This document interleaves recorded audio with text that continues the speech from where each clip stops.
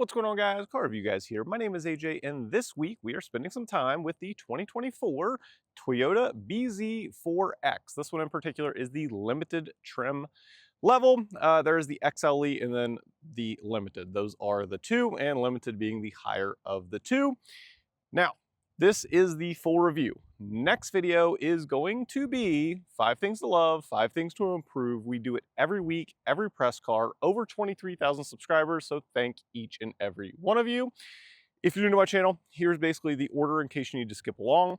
We're gonna start with cinematic, 60 seconds or less, and then we will be going around the exterior, stats, figures, stuff I feel like you guys wanna know. We'll jump to the interior, talk through some of that, and then we'll be taking it on a drive. So without further ado, let's go ahead and jump right on in. Let's roll.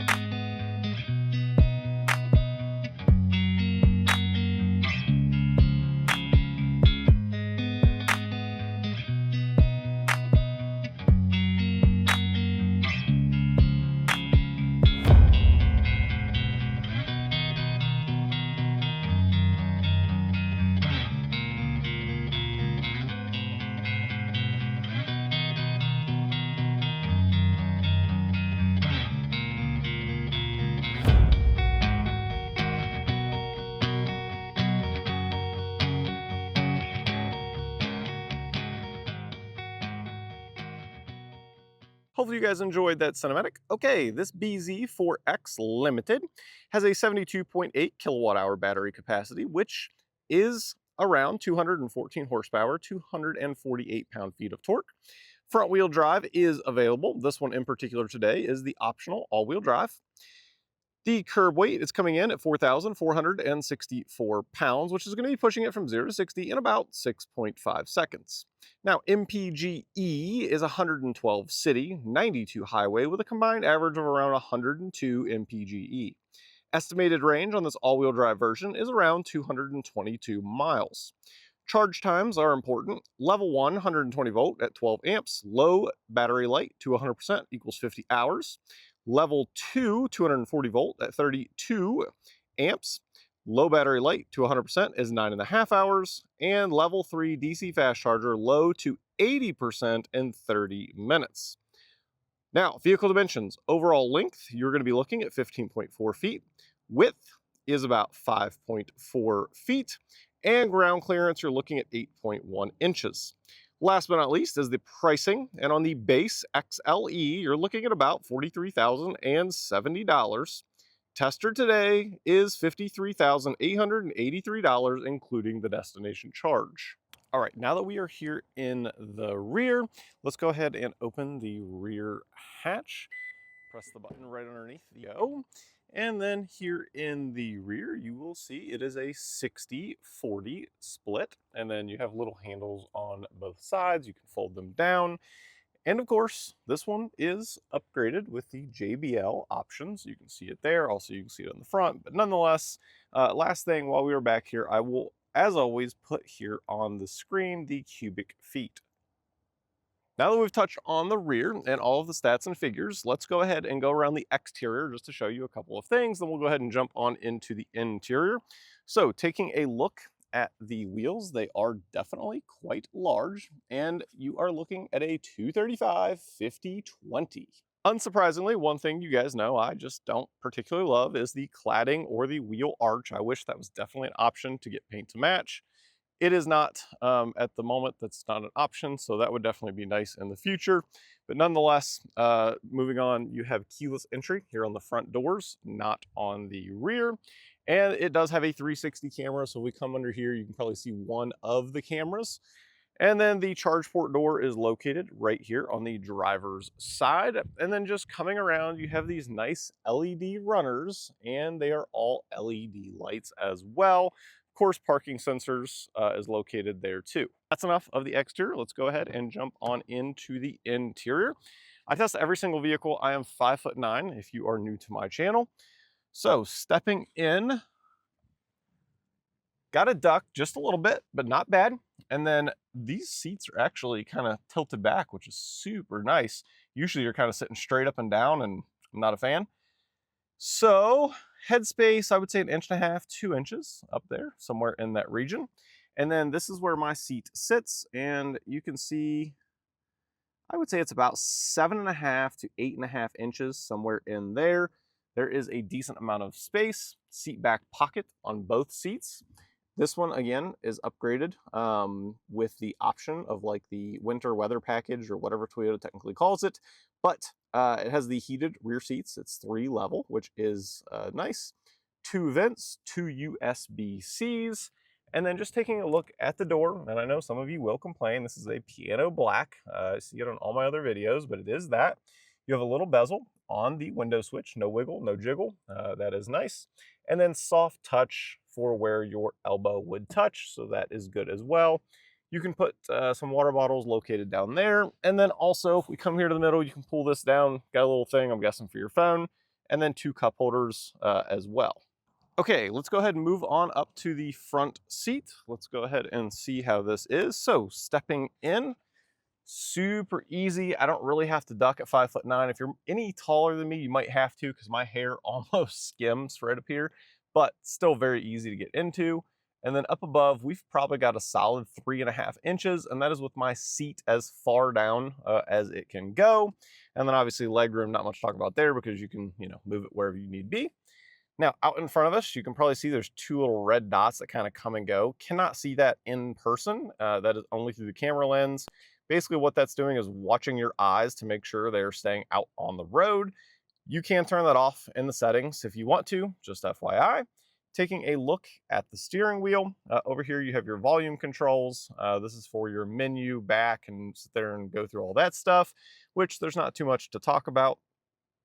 Over on the right is cruise control settings for the most part, other than your seeking back and forth. And then you do have lane centering, and then you do have adaptive cruise control, and it does work quite well. We'll talk more about that on the drive.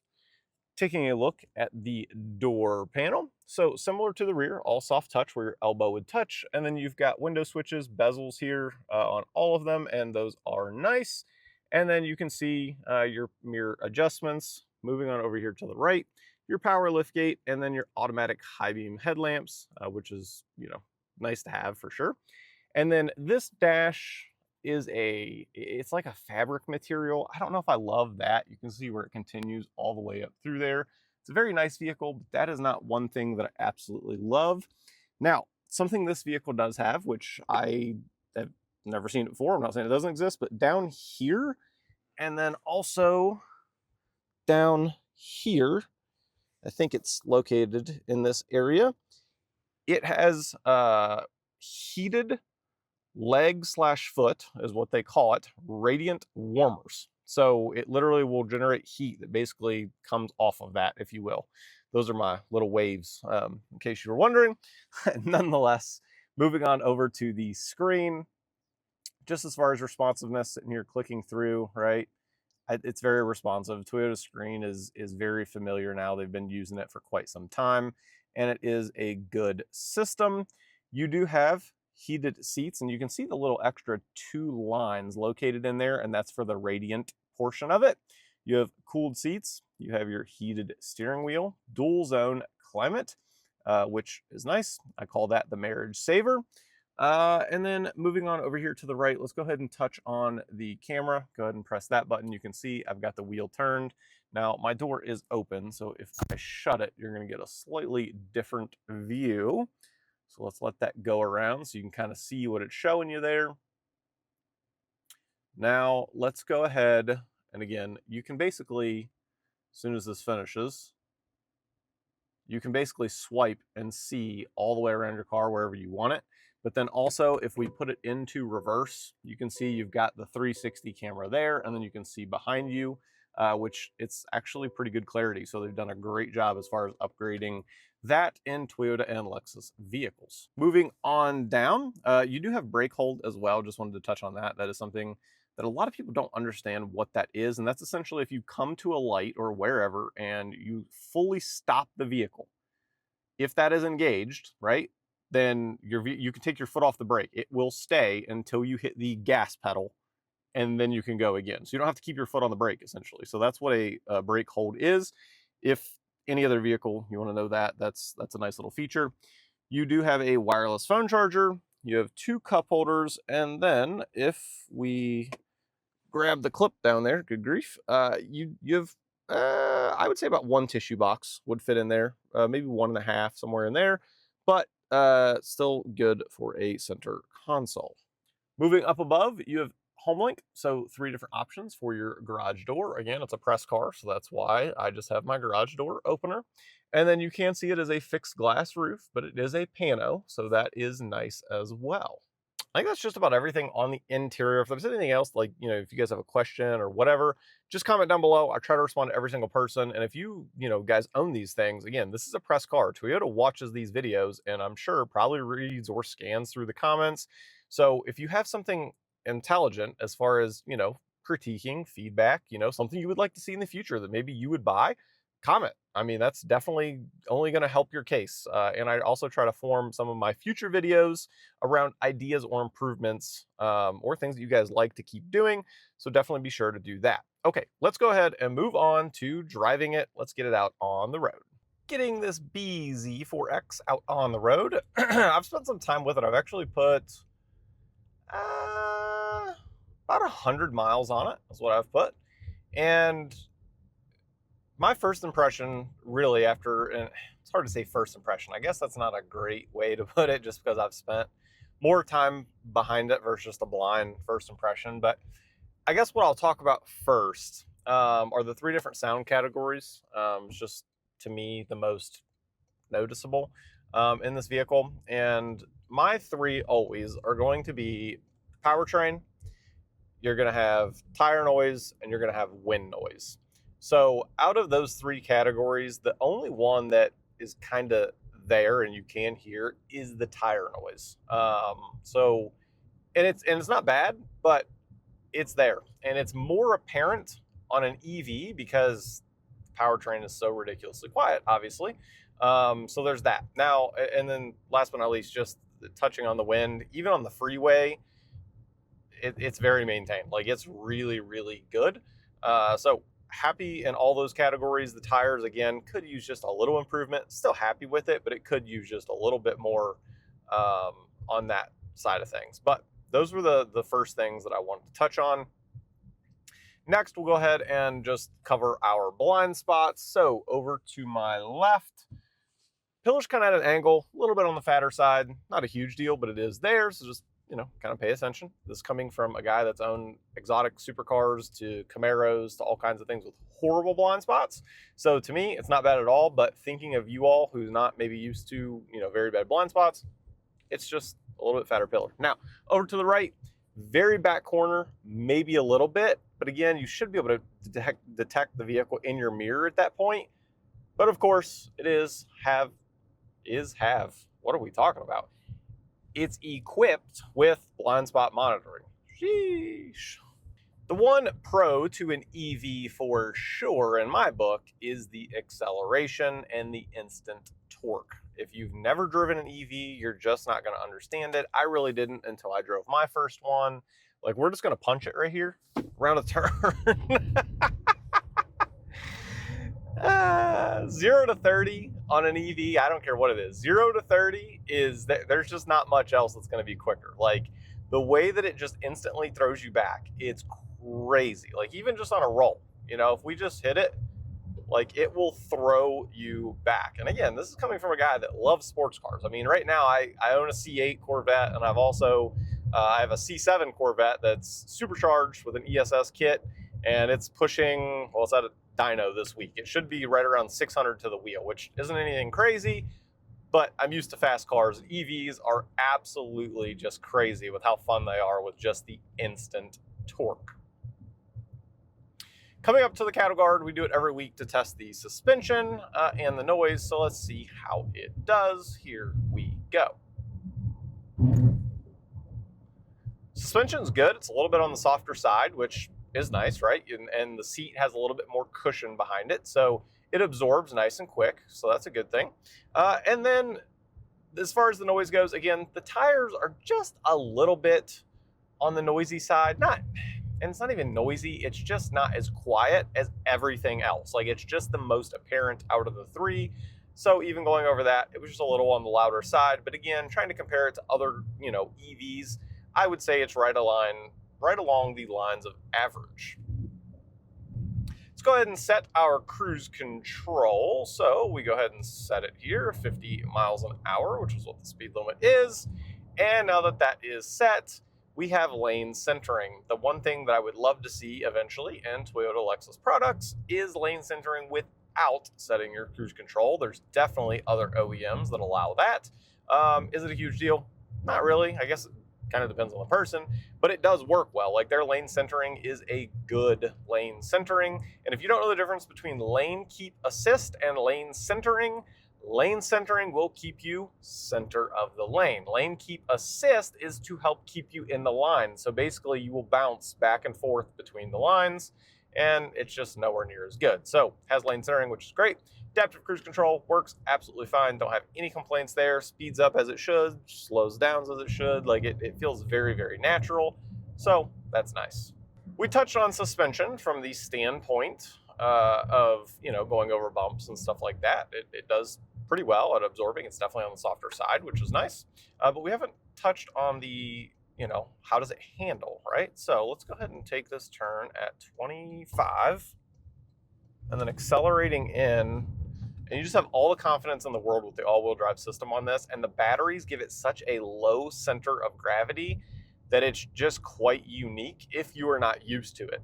It really, for I don't know what you want to call this. Some people are going to call it a small SUV. Some are going to call it a crossover. I've seen a few people call it a wagon.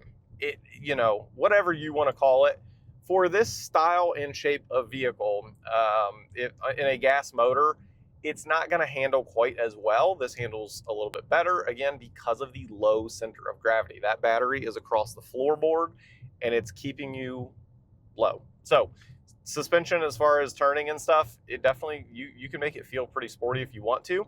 Now, of course, the steering wheel, as far as the actual feel in the steering, it's on the lighter side, which is nice. I don't expect it to be heavy, right? Like a sports car. Don't want that. Want this to feel much more like a daily driver.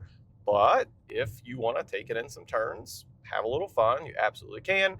Again, low center of gravity, so that's kind of nice to have as well. Overall, I have enjoyed my week with this BZ4X. I think they've done a good job. EVs are all going to be up to the person and your use case, right? This has around with the all-wheel drive about the 222 miles. And, if you're not going far distances every single day, probably a pretty good option. But if you're going pretty far distances, it may not be quite there yet. I think eventually these are probably going to end up getting bigger batteries, not necessarily even just the BZ, just EVs in general. I think we'll keep getting extended ranges, and that'll just be a little bit more practical. Again, this is around that 222. I would love to see it closer, honestly, to like 450, 400, somewhere in there. But again, overall, that's just about the only knock I can come up with is really the charging, and that's only if you are driving long distances, right? So if you're not, then this could be a really, really good option. It is definitely comfortable. It has pretty much all of the features that you would really want, or stuff that I could think of. So if there's anything else that you guys could think of, definitely drop it down below. As always, the next video is going to be 5 things to love, 5 things to improve, and one of the improvements, I'll give you a tip, memory seating. That's all I'll say. These are just little things that we hit that you maybe don't pay attention to. Maybe it is important to you. Maybe it's not. Maybe you don't like that this only comes in black or gray interior. Maybe you want one more option. Some of that stuff is what we point out in those videos. And again, this is a press car. Toyota watches all of these. Feel free to drop your comments down below, and I try to respond to every single person. Hopefully you guys enjoyed, and as always, I'll catch you guys on the next one. Peace.